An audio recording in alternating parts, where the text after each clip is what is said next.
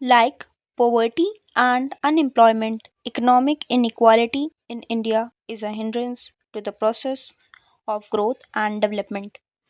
It is a challenge for our planners and policymakers to combat inequality and achieve the target of growth with social justice.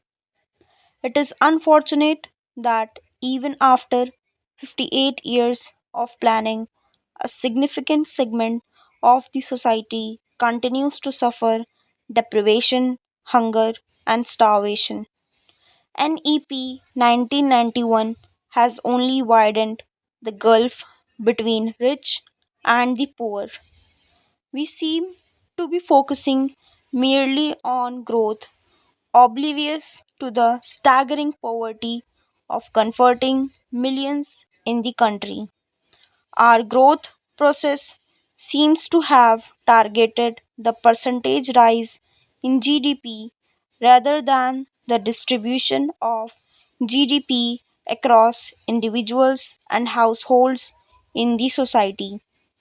Though wage structure in the organized sector has substantially improved during the post economic reform period, that in the unorganized sector continues to be dismal and discouraging. Higher growth rate of services and manufacturing sector has definitely improved the standard of living workers living in these sectors, but lower growth rate in agriculture sector has driven the small and marginal farmer as well as agricultural laborers to a state of despair and desperation. Our development strategies have also failed to reduce the extent of regional inequality. Domestic and foreign investment are not directed to backward regions of the country. Relatively developed states with better infrastructural facilities are found to be preferred destination of investment. Consequently, post NEP, the income and wealth gap across different states or regions has tended to expand. The present chapter highlights the extent of economic inequality, its causes and consequences. It discusses the steps taken by the government to reduce inequality. The chapter describes the targets and achievements during 5-year plans. The chapter concludes with a brief presentation of Professor Amartya Sen's view on poverty and inequality. Inequality of the distribution of wealth and income refers to a situation in which income of a small section of the society is much higher than the national average and income of a large section is much lower than the national average. Problem of inequality in the distribution of wealth and income is concerned mainly with personal income and wealth, implying that income of some individuals is very high while that of a large number of persons is very low. It is a social evil. It is a reflection on the growth process. It implies growth without social justice. We are growing in terms of the parameters of aggregate production and aggregate income, but are certainly not developing in terms of the parameter of quality of life of the residents of our country.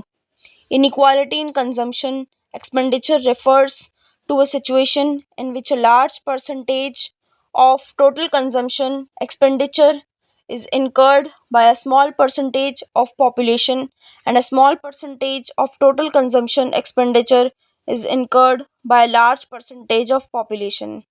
Inequality of consumption expenditure shows that a large percentage of bottom population has to struggle to survive, whereas a small percentage of top population enjoys a lavish lifestyle. Regional inequality refers to inequality of growth process across different states in the country. Some states or regions are far more prosperous than the others. It points to lopsided development processes. Regional inequality may strike at the very root of national integration. It needs to be urgently addressed.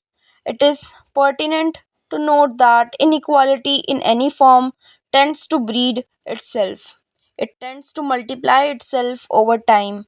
Unequal interpersonal distribution tends to multiply because those with greater wealth have greater capacity to generate more wealth. Likewise, relatively developed regions tend to sustain a higher rate of growth than the backward regions, implying a constantly widening gulf between developing and backward regions of the country, widening gulf in regard to interpersonal inequality or interregional inequality if left to the free play of the market forces is sure to assume diabolic proportions over time, as is evident in the Indian economy. In India, the public and private sectors are active agents of economic activity. Main objectives of the public sector is growth with social justice. On the other hand, the objective of the private sector is to maximize profit during the period of planning, whereas private sector has fully succeeded in achieving its objectives, the public sector has miserably failed. Indeed, the public sector has yielded to privatization. Consequently, inequalities of income and wealth in India are not only high but have tended to compound over time. There is no official organization in India to compile data on the personal distribution of income.